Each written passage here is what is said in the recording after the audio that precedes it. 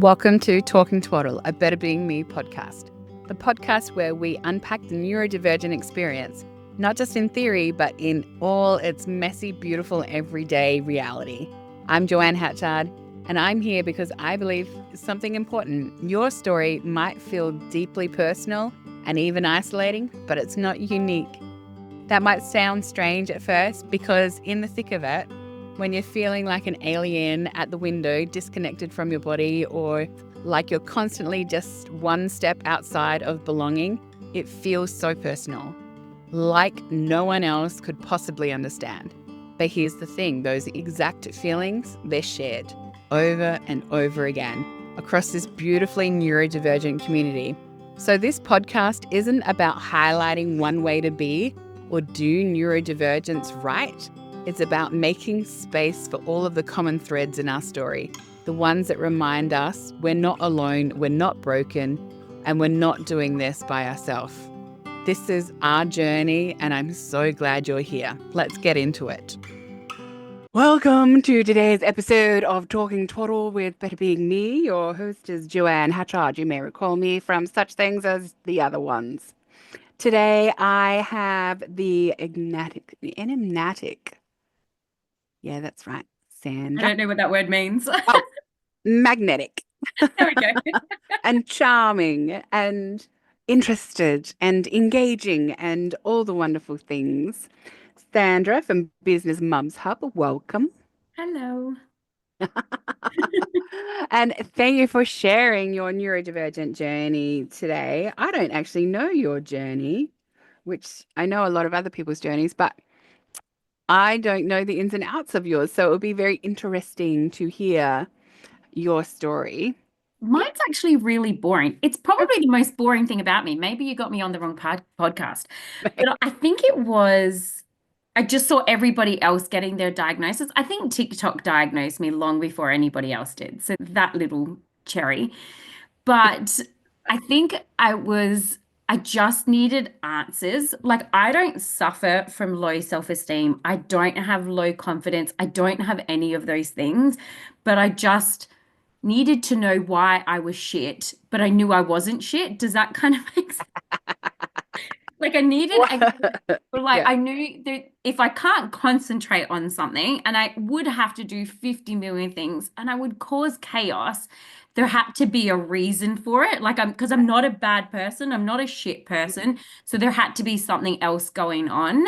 And so I was listening to the podcast it was Diaries of a CEO, and it had Doc Amen on there. And he's like a psychiatrist as well as a neuroscientist, and he scans brains. Like, that's what he does. And so I heard him say, if you had bad vision, you wouldn't not wear glasses. So if your brain struggles to concentrate, why wouldn't you put the glasses on? Which his response was like the Ritalin or all of that sort of stuff. And I was like, I know what my brain is like without any stimulants. I'm pretty sure I have them. Like, I have ADHD and that. And yeah, so I went and got tested. It's the first ever test I fucking nailed. Like, I got 9 out of 9 for inattentiveness and 8 out of 9 for hyperactive. I was like, I waited like 41 years to ace the test, and yeah, I got it. And so yeah, off I went with my little diagnosis. But what shocked me the most is that I always saw people getting their diagnosis, and you and I have had this conversation, and I didn't understand the like not trusting yourself afterwards or not knowing yourself afterwards. And whilst I didn't feel that, but I felt a really heavy level of shame come to the surface. And in my brain, and I literally saw my brain doing this, which was a little bit fascinating. So I was really sad for a couple of days, but I grabbed all of these memories and I had to recategorize them. Like, you want shit, you just weren't able to. Like, and then just slot them back and into my head. And then it took 2 days and then I was good. But like, I've always known who I am. Like I said, I always knew I wasn't shit. There was just something shit going on and I needed to understand that. Yeah. Amazing. It's interesting, the recategorization, because when I do that, sometimes there's a heavy amount of shame for some of that, of really misunderstanding the social cues, misunderstanding other people's motivations, and I think there are some times where I've tarred people with the wrong feather, and it's actually been they were looking after me rather than creating barriers, and I fucking shat on them. Yeah. Well, I think like my ADHD comes with also being Irish and very stubborn and not necessarily grew up in a environment that was set for growth. You know what I mean? Yeah. And I think our generation was in that anyways. Like it just, a growth mindset meant you have to admit that you're wrong. And sometimes that's the hardest thing to do. So it was trying to like, I think the person who was ever the meanest to me was always me. Like Mm. people would tell me that I was shit and not good at things, and I just wouldn't believe them. I've actually been delusional most of my life. And so I've got ADHD and dyslexia, and this is how delusional I am. Like, okay, in a good way. But I remember I was put in like remedial reading, like for some people, and I just thought they put me there because my friends were there. I never thought they put me there because I couldn't read. This is how I never treated, like I never thought I was shit. Yeah. But my biggest thing is procrastination. Like I Mm. will leave it to the dying fucking seconds. And Yeah. then inevitably shit goes wrong, and I'm like, why do you do this? Why do you always do it? And that was the heavy Yeah. shame that I had put on myself.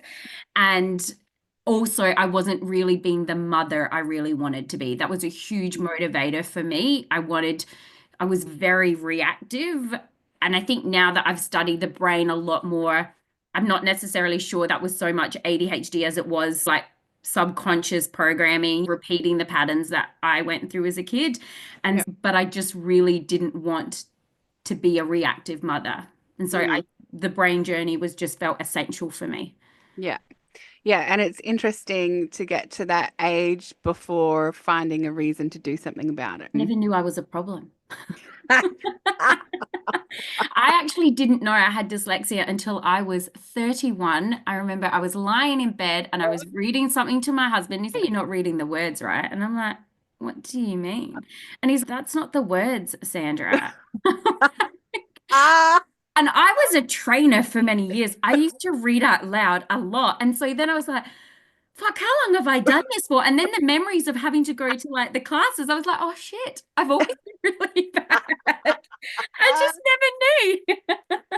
but it helps in the training stuff because it's really boring when someone just reads out the slides. Yeah. Wouldn't have been doing that even if you were trying to do that. Mine was a choose your own adventure. Look, no training was ever the same. Yeah. I can't remember what I said last time. It looked the same. We're It's just making up. interesting. I thought getting diagnosed with dyslexia at 16 in midst of year 12 was pretty extraordinary. Yeah. But 31, 31. And my how'd you brother's get through dyslexic as schooling? well. They should have seen it so much earlier. I'll still say it to my mum, and she's like, "You're not dyslexic," and I'm like, "Mum, I can't like I can read. I can't even do numbers right. Like Yeah, I even right now, yeah, I am have bought a handbag off Donna, which I've sent the money to a completely different bank account because I can't type in the right bloody numbers. And so I'm in the midst of trying to I was on the phone to the bank going, "Can you give me this money back? I've sent it to the wrong person." All this sort of stuff. But it's like my eyes are at the end of the page, but I'm still reading the top of the page. And so it's building it from memory as opposed to actually reading. yeah. Yes, I only talked to my son last night about this is because he does the same and I do the same as well. Like you just take in the whole page and your eyes have already wandered off somewhere Yeah, else. So absolutely. we can't correct any of it. I think because we're superhuman and we just got to do it faster. As in, like, I say to him, I want to kill my husband I get so frustrated when they're like on the computer and they're moving the mouse slowly. And I'm like, why are you doing that? Get it done quickly. Stop being so normal and slow. Yeah, I have to stop watching people sometimes. It's crazy, isn't it? Because I the do. argument that you create of getting it done faster doesn't actually get it done faster. It just No, it creates an doesn't, argument. because I fucked it up at least 40 times, but at least I feel my body's moving faster. Yeah. Where sometimes even when I walk with the kids in the shops, I just like, can I just push them out of the way? How am I like just like I gotta do it much faster. I can't go to markets for that, Oh yeah. like markets and psychic fairs and all of that. I can't. People that are walking that are not focusing on anything Yeah. or Do raging. we have time for this? my body is in too much of a fight or flight right now to have your calm ass in front of me. Like, I can't deal with this. This is not socially acceptable. Why are you not in pain? Like, why are you so calm? Get out the fuck away. I do remember my dad, I would try and keep up with his steps. Now he moves pretty damn fast, and I am not his height when I was little. So I would have 3 steps to his Yeah. one, Yeah. but I would move my fucking ass. Like, Absolutely. My mum is 4'11", right? And she is 2 inches off technically being a dwarf. But that woman moves so fast. Like, I'm just like, how? And her arm is like propelling her forward. And I'm like, you got so much trauma in there. You ain't gonna outrun it as fast as you try. I wanted to hold my dad's hand, so I just moved my ass quicker. Yeah. Yeah. No, my mum was just dragging you around. Like, get it done. But God. and Gilbert, I do guide him with because I taught him to hold my hand when we were walking because otherwise he would just lose Yeah. his head and be somewhere else. Yeah. So I still hold his hand at 10 whenever we're anywhere because his head is still not anywhere. And then I'm practicing the guiding and he's like, "Why are you doing that?" I'm like, "So you know where you're going." Where you're going. It's a little leash for Yeah. you. So hand holding has been a big, just give me your hand. Yeah. Come along. Apparently, it's illegal not to hold their hand crossing the road Oh, until they're 10. My sister but told they me can't. that, and she could have just told me that so I'd stick to the rules because she's a rule stickler. And I'm like, I'm like, okay.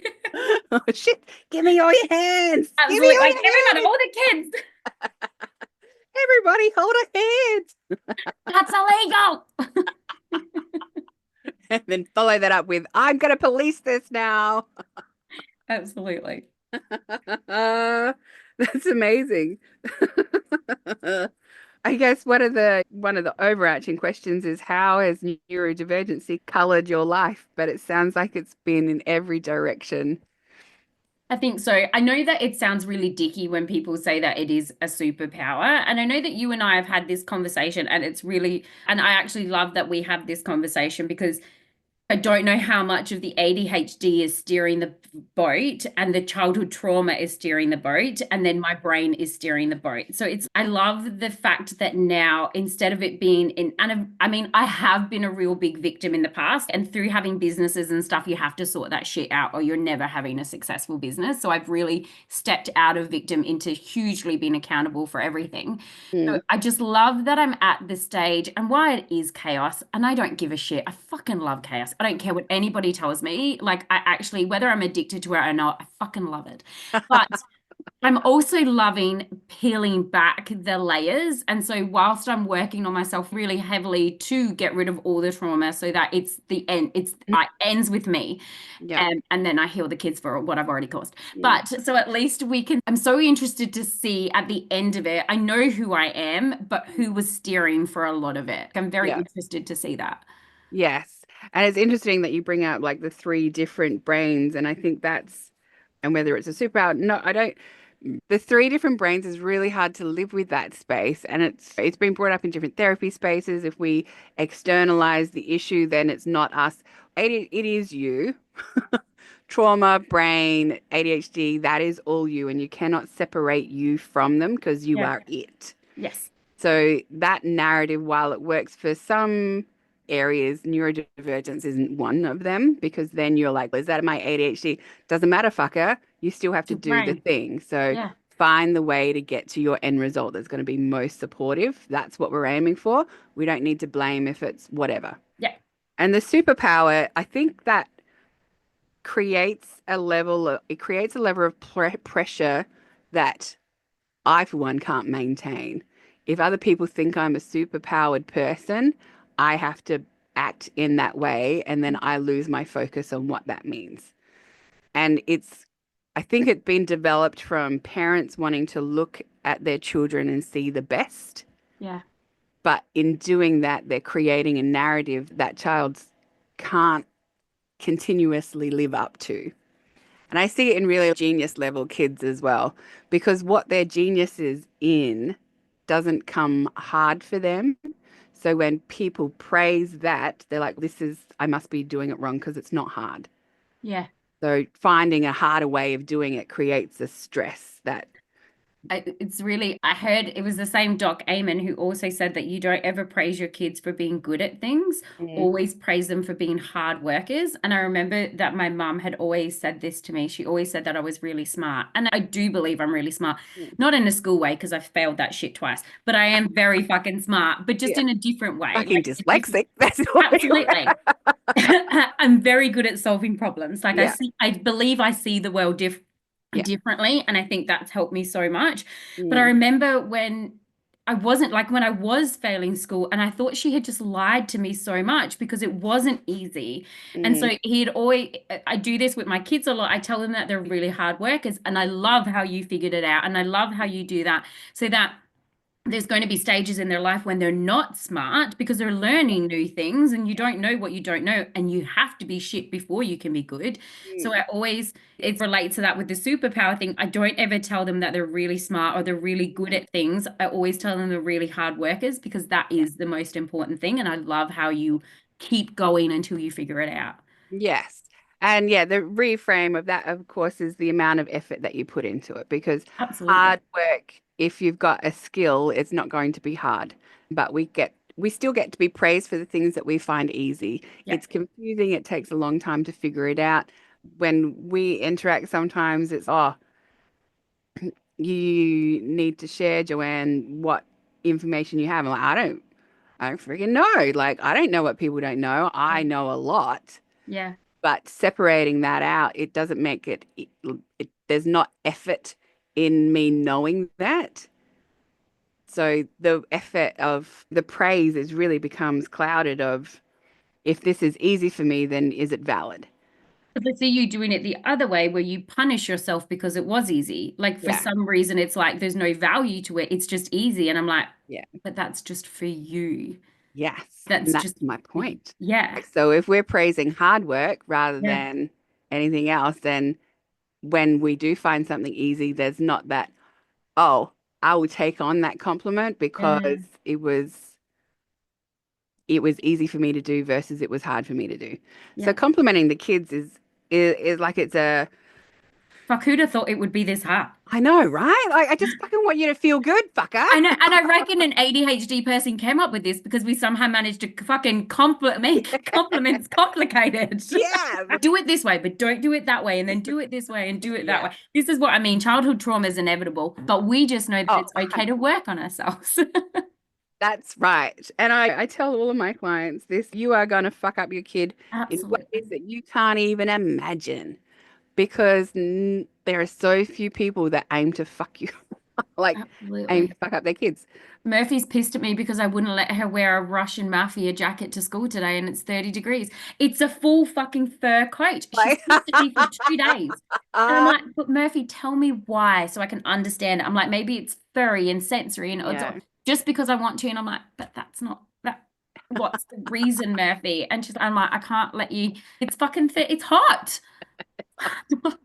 I can't say that I would have done the same because Gilbert spent an entire summer in jeans, gumboots, and a puffy jacket. And like, all right, fuck it. If that's what you're wearing, that's what you're wearing. Yeah. Like his level of introception, where he could actually tell that he was hot, it just wasn't there. And getting him out the door was more important than Yeah. If he keeps sneaking it in the car, and I'm like, what? Just tell me what it is so I can understand. Like, it's the look.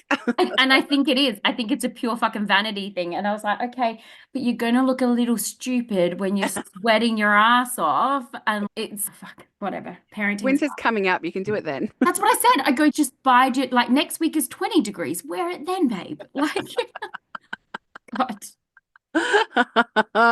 The choices we make. Absolutely. Absolutely. And yet you know that you would have done something just as fucking stupid as a kid because you've got something in your head and you can't let it go. Oh, I should have let her wear the fucking jacket. Damn Yeah. it. I'll let her wear the fucking jacket tomorrow. Just let her wear the fucking jacket. Just let her And then wear. she gets that experience and she gets to be wrong. And I think that's a Absolutely. vital bit is that Yes. you don't have to say, I told you. Yeah. She just gets to go, I don't want to do that again. Yeah. Yeah. Or they get something spilt on her or whatever. And then, but At this point, her story is mum won't let me do the things that I want. That bitch. Yeah. Trauma. Absolutely. That goes straight into the bank of resentment. Yeah. And we want to make as much withdrawal from there as possible. Absolutely. And I think it's funny that you bring in that logic brain of going, this doesn't make sense to me, so you can't do it versus whatever. Because you're so whatever on so many other things. Yeah, I am. I am. I think so. I know that Murphy, if my son had done that, I'd be like, yeah, go for it. Fuck, I put a hat on at the same time. Like I'm so different. I know that they say that every child gets a different parent, like even like between my son and my daughter will just trigger me like nothing else. And that's why I'm working so hard on to heal my wounds with being, Yeah. because I was her. We are literally the same person. She's not as good a singer as me. I smashed her in Sing Star. I smashed you, mum. I'm like, I didn't even try. And I'm like, it's important, just as important to lose as it is to win. But we are literally the same person. Whereas I see my husband gets triggered by my son, but he could fucking set fire to the house. I'd be like, great job, buddy. Great job. Oh, look at you dealing with matches. That's great fine motor skills. Absolutely. But you do give like a really good point there. I do see a lot of parents like that empathy of my child is me, I am my child. Reality is that's not true. But there is a lot of similarities, and you want to clear the path for the Yes. difficulties that you had so Yes. they don't experience them. Absolutely. Mm. And But I always want her, I never want her to be the people pleaser I was. I yeah, never want her self-worth to be tied up in other people's beliefs of her. yeah. And I just know that some of the times I'm a fucking dick to her. Like I'm an asshole to her. And I feel it come out of me. And inside my head is screaming, shut the fuck up. And I can't. It's that whole autopilot. Like Yeah. I'm just the mother I saw. That's it. And Mm. I'm like, I don't want that. And I know I don't have to have that. There's ways of around it. There's ways of healing and ways of moving on. Yeah. So I think one of the things, and so we obviously had that day with Dr. Ash, and when we Mm. talk about kids and stuff like that, and I'm listening to Scattered Minds by Mm. Gabor Mate, and I'm like, it always starts with the parents. Mm. Whenever there's work to be done on the children, it's work to be done on the parents. And I've focused really heavily on that. It's like Mm. when this is happening with the kids, it's like work on me. Like there's something going on here and they're not feeling safe or they're not feeling like they're feeling something. I don't know what it is, but Mm. work on me. Yeah. Yeah. 100%. Hello, I'm Joanne Hatchard, founder of Better Being Me and creator of Be Me Completely. For years, I worked with families across Australia, helping them understand and support their neurodivergent children. But what I've seen over and over again is a growing number of women silently screaming for help. Women who've spent their lives adapting, masking, and trying to keep everything together, only to realise that they've lost themselves in the process. This is why I've created Be Me Completely, an 8-week program designed specifically for late identifying neurodivergent women. I help you reclaim your identity and embrace who you are. Come with me as we peel back the mask and learn to feel comfort in the world. This isn't about fixing yourself. You are never broken. This is about putting your needs on the table, recognizing your strengths, and learning to live in a way that works for you. Join me for 8 weeks of support backed by a lifetime of access so you can finally remember who you are, because my life is better being me and your life is better being you. You have to be in a good state of mind to realize everything's your problem. Yeah, I like whenever I would see a psychologist and spend my time lying to them because that's what you do in therapy, apparently. Absolutely. Don't judge me even though I'm paying you for it. Yeah.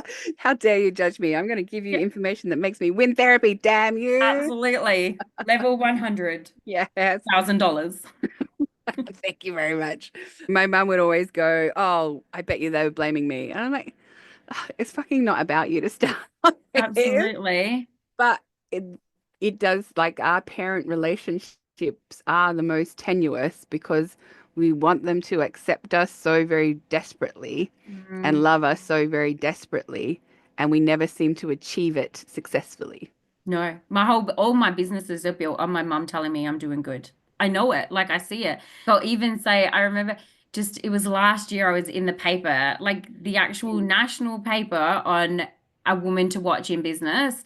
And Yeah. I sent it to my mum and she said, no, I said it to her. And I even said it to my husband, I go, what? She'll say nothing. It's like, oh, mum, did you see like I was in the paper? And she's like, oh, yeah. And I was like, but then I'm like, but this is the thing. I know when she talks to other people about me that she's proud. She just can't say it, but there's something in me that needs to hear it. Yeah. But I know she does it. That's just Yeah. the weirdest thing about it. But she cannot bring herself to say it.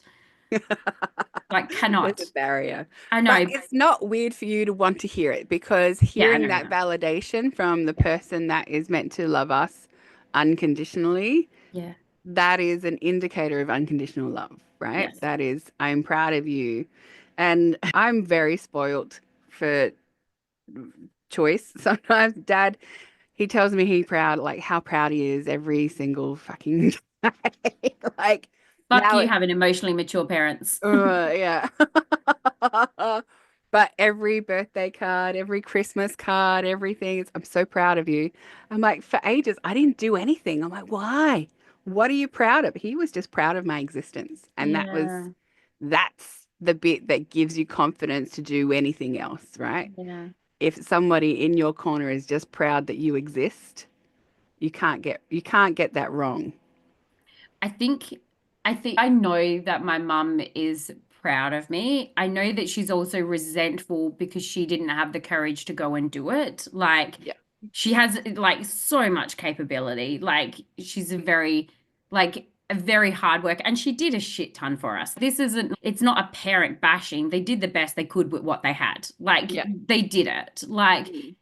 we moved from Ireland over to Australia. We have beautiful lives here. All of us have beautiful lives.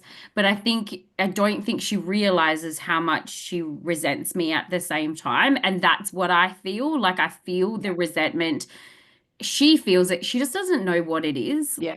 Just got no idea because it takes a lot of emotional maturity to see it. And I think that's what comes out in my daughter. Like I'm Mm. resentful that they're allowed to be themselves. We were not. Like, so it's a little bit resentful that it's why are you allowed to be like up on stage and happy and everything? Like, I fucking wasn't. Like, but it's just through healing me that I just get the fuck over it. Yeah. Yeah. And I think that's a beautiful external cue for you. Like mine is jealousy. If I've created a new nemesis, then that's my cue of figuring out what they have that I want. Yeah. Because jealousy is a brilliant thing. I think so. It's It's very such a helpful. good indicator for you. Like Yeah. if you're and that's what jealous is different to envy. Mm. Envy is the dark sister of jealousy. Jealousy is just an indicator. It's just like, oh, what's Yeah. that? It's motivated my business. Absolutely. Everyone thinks it's a really bad thing. Now, if you're an asshole and you take from other people or you sabotage them, that's a bit different. But Yeah. jealousy is the sort of like the fucking Snow White of go get it. Yeah, Why did I that's say it. Snow White? Figure out what you want and jump on board. Absolutely. Do the fucking work. Yeah. But envy for you, I think, is going to be a great external indicator of am I creating barriers for her to push through just because I had to? Yeah, that's a really good one. And especially considering the late diagnosis between 30 and then what was the ADHD diagnosis at 40, 41. 41? Yeah. So there's huge amount of barriers that you've just had to get over Yeah. to get where you are Yeah. without support, without recognition, without accommodations. You had to find your way in the world and how you did your things. And so sometimes you might just be creating those barriers for your daughter to get through as a way of going, fuck you, fucker. Yeah, it's like a rite of passage. I had to do it. Now, I Yeah. do say this, I fight, I advocate, and this is where I know that it's very much so programming in me to be a dick to her. Like, because I just know it because I'm so against it. Like that whole, I'm not in agreement with what I do. I am against it. I identify it. I apologize straight away. I go Mm, back in. I heal any sort of hurt that I've done. I do it straight away. But if my husband is ever anything, mm. fucking dare he say anything bad about my daughter because I get her brain at the same time as Yeah. well. Like I know that I need to heal me to fix her, not to fix her. There's nothing wrong with But her just to in any help way. her, right? Yeah, just to help her, Yeah. to protect her from me. Like, Yeah. 'cause right now, that's who she needs the protection from. If I'm being really honest and really open and vulnerable about it, the person who hurts her the most is me. But it's my own self screaming out. It's like my own, you just can't do this. We're going to get in so much fucking trouble. If anyone catches us, like we're in so much trouble. And Yeah. so I do that whole thing where it's just like, but why? And I don't have the skills to do it in the moment. I'm getting them. I'm working on them. I don't have them just yet. But I have the very much so when I step out of the room and I'm angry, it's just, whoa, is this how we want to end this? Is this how we want her night to end? Or is this how we want her day to start? And I like Murphy, I don't understand. I'm working on me. I'm working on me all the time. This isn't a you thing. I love you very much. I think you're one of the most incredible people in my life. So I'm very about repairing. Yeah. Yeah. And I think that's the difference between the 80s parents and now. Yes. There was no repairing No, there wasn't. or admitting or seeing fault or recognizing anything that was done wrong. Yeah. And I think that's where the trust will come with me and Murphy is that I will repair. I will admit that I'm wrong. And I notice that she's doing it a lot more as well. Like when she loses her shit and she's like, sorry, mum, that was rude. And I'm seeing her doing all of those things. And she's about to turn 9. So she's about to start like, I don't know, maybe becoming a bigger dick. But there's still things that I need to be. She's allowed to be. She's a Yeah. kid. She gets the only way to know when something is wrong is to fucking do it. Yeah. She gets to have all those experiences and know that has a mum that she trusts Mm. will allow her to do it and allow her to fuck up. And there's nothing that she can't come and tell me. Yeah. Yes. And that starts with a coat. Fucking starts with a coat. Fucking fur coat. I'm going to ask her to wear it tomorrow now and she won't want to. You just gotta not say no. You don't demand her to go, all right. Wear the coat. Yeah. That's the difference of, all right, now I'm on board. This is gonna make me better, mum. Do the fucking thing. I have to go and tell Joe that you wore the fucking coat. Yeah, that's not my prep. No. I'll have pictures all over my Instagram. Murphy in a coat. Look at me, Joe. I'm a good mum. God damn it. There is no competition. No, there's not. But I think they're great conversations to have because I know I get really frustrated with Gilbert in so many different ways. And I'm like, what are you doing? I don't understand. What is happening? Your focus needs more focus. But as Brad rightly pointed out, it's not that our focus needs more focus, it's that our focus needs prioritization. Yeah. When we focus, we're good, but we're just focusing on the wrong fucking But you're thing. so good at that, though. Like, even like I sit there as your coach going, how the fuck does she do that? You're very good at doing the shit you need to do. I'm not as good as that as you. Like, I need to. We're about to launch a second business. Like, I need to. But I will outsource someone to do my priorities and to be my focus. Like, I will outsource that. I think it's And called control. absolutely. But I think though that I think that's like even why I don't do so. Obviously, I tried Vyvanse and that was like a punch in the face. I'm not even sure if it was in a good way or in a bad way, but it was like a punch in the face because it was very like initially what I thought was great because it felt like I went into a room by myself instead of always being in my nightclub. Like it was cool. And then I got those serious panic attacks, which I actually don't think were caused by Vyvanse. Maybe they were. I know other people have had serious panic attacks from them. But then I moved to the Ritalin and then I got the Ritalin hangovers the next Yeah, day. Like I just yeah, didn't feel the same. yeah, And because I tried Vyvanse, it didn't feel like it worked as well. So I think I was chasing the craving of the total silence. yeah. And now I don't do any of them, but I Mm. find that if I just stick in my zone of genius, my head is good. Yeah, Like my yeah, head is really good. yeah. Hello, I'm Joanne, founder of Better Being Me and creator of Be Me Completely. For years, I worked with families across Australia, helping them understand and support their neurodivergent children. But what I've seen over and over again is a growing number of women silently screaming for help. Women who've spent their lives adapting, masking, and trying to keep everything together, only to realize that they've lost themselves in the process. This is why I've created Be Me Completely, an 8-week program designed specifically for late identifying neurodivergent women. I help you reclaim your identity and embrace who you are. Come with me as we peel back the mask and learn to feel comfort in the world. This isn't about fixing yourself. You are never broken. This is about putting your needs on the table, recognizing your strengths, and learning to live in a way that works for you. Join me for 8 weeks of support backed by a lifetime of access so you can finally remember who you are, because my life is better being me and your life is better being you.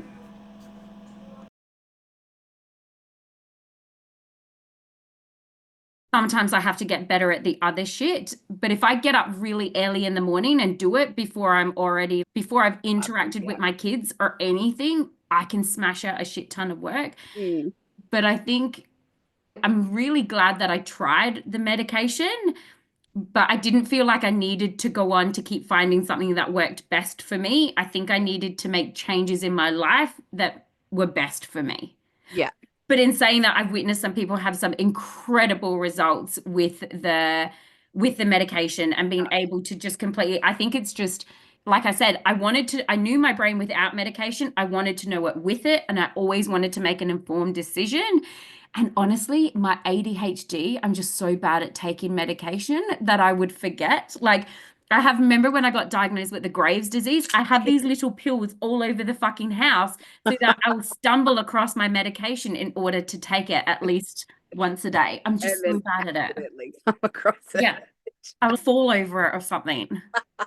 But I think you bring up a really good point in that the medication just creates a buffer. You still need to do life changes if and only if how you're reactive to the world is creating more chaos than what you can handle. Yeah. If life is good, so I don't take medication. I refuse a lot of medication. That I like it. You will not fucking tell me what to do stance. Didn't even know, honestly. Like they gave me cholesterol tablets and I just went, nah, No, you have to do that. That will kill you. nah, it's dropping down. It's fucking stress. If Yeah. I reduce stress, then anyway, I'm not a doctor. Yeah. Just But the internet told me if I did this, I would be fine. So it's okay. there's that and the blood tests. Yeah, confirm it. But you can control cholesterol with lots of different things as well. Like that Yeah, is but even proven. then, like the knock-on effect and the side effects, you have to manage. Yes. So if we're taking ADHD medication or whatever, you still have to manage either taking 5 tablets a day, which is a lot, versus not taking 5 tablets a day. So the benefit outweighs the cost, basically. Yeah. The reasoning why you might be investigating medication is because your life is fucking on fire and you need to And it find was one. at the time. Yeah. I needed an out. I think, and that's what I had said to my doctor. I'm like, it was just so bad, but I actually don't think it was the ADHD that was really bad. I think I was going through severe burnout. All my sort of trauma was sitting at the surface and I just wasn't coping. And I think in hindsight, after listening to the book with the scattered minds, and it said such a beautiful thing. Now, I don't know if it's right or not. It felt right to me. It's just an opinion piece where he had said ADHD and neurodivergence is the brain's normal response to abnormal situations. And I just thought that was really beautiful. It's not neither environmental nor genetic. It's both environmental and genetic. And sorry? Yeah, there's never one 100% answer for anything. Yeah. But I just loved it. I love that. Like, then I was able to be like, your world's on fire, whether I caused it or not. A little bit of column A, a little bit of column B. But it was, and I always find that after I have a fire, because it does happen, like I am pure chaos. And like I said, like it works 95% of the time. The 5% of the time tends to happen once a year.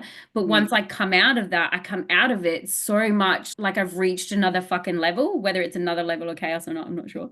But I think it's that I get one go at this life. Mm, And I know that mine's always going to be messy, and I know it's always going to be mine. I'm so accountable for anything that happens in it. And so if we come back and have this podcast in 20 years, will I be the same person? No fucking idea. Like, I'm just going to continue going through life being a really good person, because that's one of my highest values, but just doing it the way that I want to, the way that feels right. And the minute it doesn't feel right, I get my whole body feels so ick that mm. like I think that's why I burn everything down once a year, because I get out of alignment and then it's Yep. burn it down, start again. This one didn't work. Get rid of This it. one, go again. And it just, I know they say that, oh, it's that typical ADHD brain. And it's, but what part of it is also being a woman? And we go through hormonals. We're a different stage. Like it works for me. It's my life. You get to do it how you want. I I get to think do it exactly how I want with no fear of judgment, because I know that there's so many people that would be envious they get to set fire of shit and start again. start it all over again. Yeah. I Yeah. think the difference between setting shit on fire and like having that chaos constantly following you is the accountability. If you're taking accountability for the actions, behaviors, ramifications, that's different to what I see in unsupported ADHD people is that they go, "Oh, I didn't know." Why is this happening to me? Yeah. And the victim mentality of I Yeah. couldn't make a decision, so then life is happening to me rather than me having my life. Yeah. And that mentality Yes. is really hard to shift. I can't work with them, and I just Mhm. can't. I've removed people from programs before, and as a people pleaser, you can imagine how fucking hard that was. But it's like smashing your head off of a wall. And in every situation, and I honestly believe that accountability is the key to freedom. I actually Mm. believe it's the key to freedom, it's the key to happiness, it is the key to so much, because you're never stuck. Yep. Like even when people treat me like shit, like I had a cleaner once went off at me, went off at me. And in the beginning, I was like, fuck her. Who the fuck does she think she is? I've helped her grow her business. I've given her Yeah. all of this. I've done all that. And then I was like, hold on, where were the clues? Like, where were the clues? And she would say things and I didn't like them, but I never said anything. Yeah. And it would and it escalated. It's, you know, how a kid, my son knows exactly how many times he needs to say please in order for me to give in. Like, it's your accountability that teaches you how you let people treat you. Like, so Yeah. if you say no quick, they know not to fuck with you. If you Mm. let them go and you let them go, it's going to end up that you've created a naughty child. And so Yeah. I look for in every aspect of my life, where Mm. did I fuck up? Where am Mm. I at control? Not because I want to belittle myself. I don't. I'm Mm. fucking amazing. But I want to know, because let's be honest, I also have ADHD. I'm probably not going to fix the problem, but at least I know it's my fault. Like I'm then not a victim of anybody else. Yeah, Like that's it's it. And the it's accountability, yeah, it's the bringing that back. key. It's the everything. It's one of the best changes I ever made in my life. And Mm. if I'm being really honest, I probably didn't make the change until maybe 8, 9 years ago. So if you Yeah. had met Sandra beforehand, that I would still be a really big people person. You would still think that I was the same person, but on the inside was not. Like I was Mm. just like, fuck her, fuck this. She's such a fucking bitch. Like she keeps doing this to me. And that was the biggest turning point in my life, Yeah. was accountability. Yeah. And you can hear how much of a difference that makes. Huge. And even with any new diagnoses, they say people are jumping on the bandwagon. I'm like, go for the bandwagon, fucking Yeah. make it. But the difference is that doesn't make it the end of the conversation. It's not, I've got ADHD, dot. It's, I've Yeah. got ADHD, therefore I'm going to need to do it a different way, or Yeah. I'm going to learn how to apologize, or And I'm I going to love that learn you to take accountability.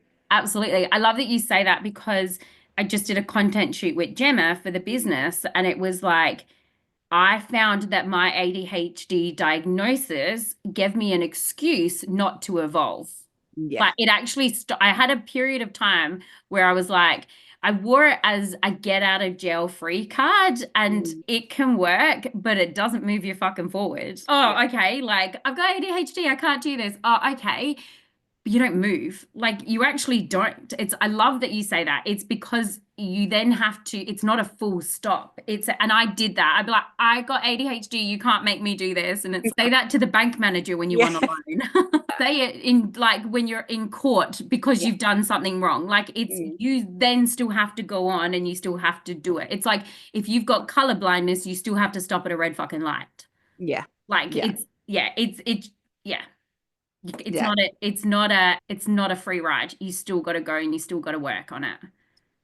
Got to do the things. Yeah. And I think that's probably, oh, we probably don't have time to get into this side of the conversation, but I think I see the difference in adult men with autism who have had most likely ADHD autistic parents clear their shit up. And then they marry a people pleaser who clears their shit up. And then Are you the talking people. about my marriage? Have you been in my fucking house? Have you been in my fucking house? This should come with a trigger warning. Sorry, trigger warning. Ugh. But then what happens is, you get the support, you change your mind, you get a diagnosis, you see, I need to change my behavior. And then the husband goes, what the fuck was wrong with my life? Everything was hunky dory. I didn't have to take responsibility for shit. I didn't have to have the supports in place. I didn't have to do the work. I could just be a little neurodivergent man over here in the corner and everybody No, but cleared they're my not space. neurodivergent, Joe. Don't you fucking dare call them that. Don't you dare say that Ah. because everybody's neurodivergent nowadays. No, everybody's neurodiverse because Yeah. that's how that word works. And it's a fucking spectrum. You got to have people at either fucking end of it. It's got to start with people who don't have it. Like it's a spectrum. That's not what But that one means, but yes. well, I'm going to use that anyways. But I am, yeah, and that's literally what is happening in our house right now. Mm. If I'm being really honest, my poor husband, he knows that I say all this shit. Like he's got, you knew what you married. But I do, this is the thing about my husband. And I see it from his point of view as well. He's the same person I married. I'm just not the same person he married. That's what it is. But I won't go back down a level. Like, do you know what I mean? In Mm. my way of Yeah. thinking. And that obviously Yeah. makes sense to you. We're at the same training. Mm. But like, I won't go back. I know that it's a stuck situation. And I know that my husband's really stuck right now. And the only thing that I can do as a wife, because his happiness is not my responsibility. His growth is not my responsibility. Like, but the only thing that I can do is continue to work on me and hope that it's infectious for him and hope that he wants to come along on the journey Mm. because it will get to a stage where I just can't do it. I won't. In fact, I just won't do it anymore. But Yeah. I'll know that I've done everything that I needed to and that it's Mm. just you outgrow friends as well, like just because they just want to stay stuck, but I just can't ever go back to being stuck. It's too Yeah. bright up here. And after we've had it's like I can feel people's frequency now. It's like I can't, Mm. I feel them coming before I see them. You just know it. And so I don't want to ever go back to that. I've worked too fucking hard to get here. And it would be so out of character for me to go back down. I just couldn't. But all Yeah. I can do is work on me. He's going to choose Yeah. what's next for him. And that's, yeah, Yeah. and I think I can say that now without any, not that there's not emotion in it, because there is, but I just know that to be true. I've got no control over it. And if I choose to think that I do, that's unhappiness because Mm. I'll feel like, what am I doing wrong? That I'm not good enough for him to change, or I'm not good enough for any of this. But I don't know what's going on inside his head. His mum died when he was really young. He has a dad that was married 8 times, like legally can't get married anymore. And so there's so much trauma there, so Yeah. much, but the So work many is things. his, it's not mine. Yeah. Yeah.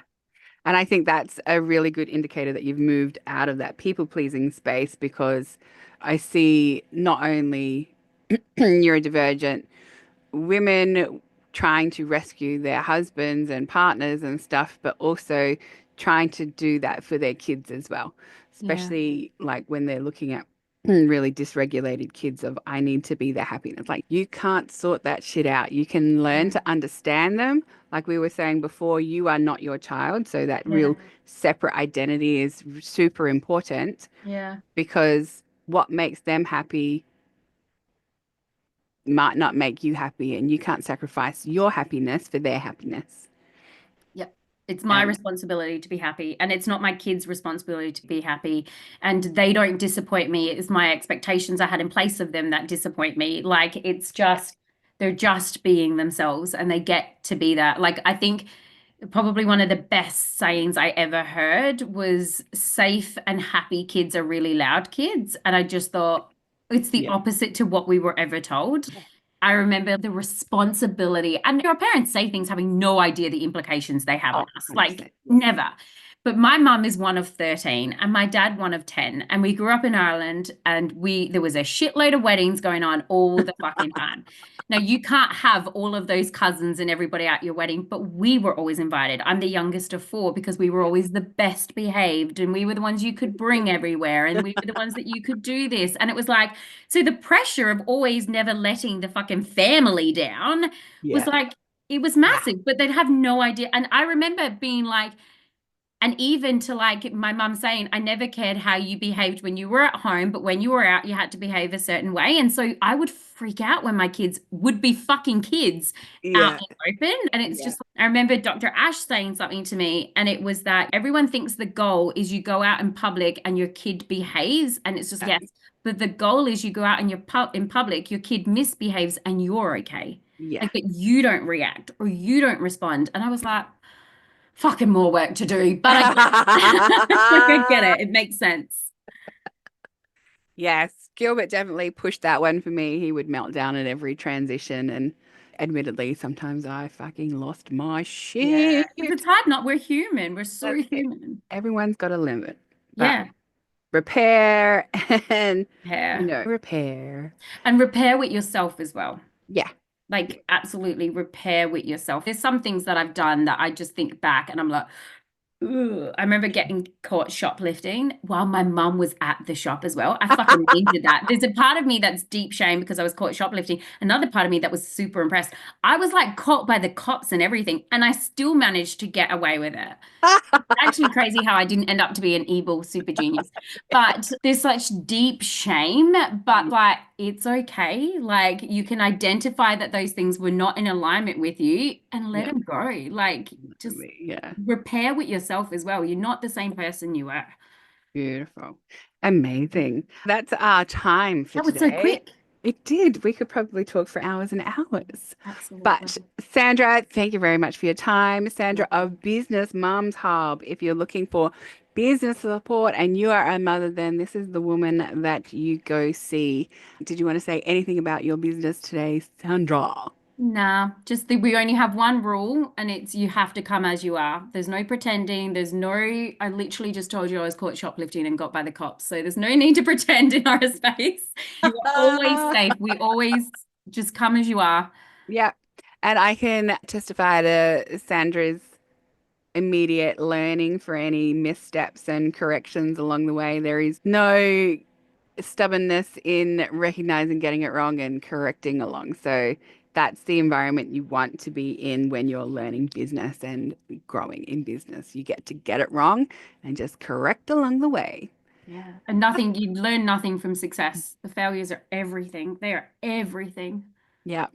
That's how I tell Gilbert I know how to fix so much shit because I break so much shit. Absolutely. That's why I never help my kids fix things. I'm like, if I teach you how to fix it, you won't know how to do it again. But if you figure it out, you will.